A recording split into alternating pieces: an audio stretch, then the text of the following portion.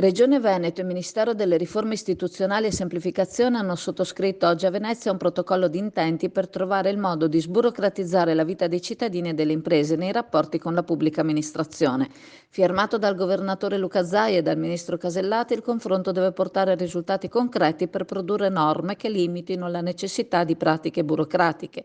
Ci si aspettano risultati in tempi brevi, ha affermato Zaia, serve semplicità, tempi certi e miglioramento dei rapporti tra pubblico e uffici della pubblica amministrazione.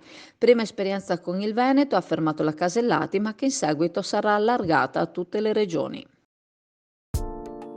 Riapre l'Indiga Sottomarina, pronta per affrontare l'inverno con il servizio bar, il ristorante e poi pizza, snack e gelati a non finire. All'Indiga troverai ad accoglierti l'ampio parcheggio automatizzato dotato anche di colonnine per la ricarica delle auto elettriche. All'Indiga lo staff ti aspetta per servirti al meglio a partire dalle 7.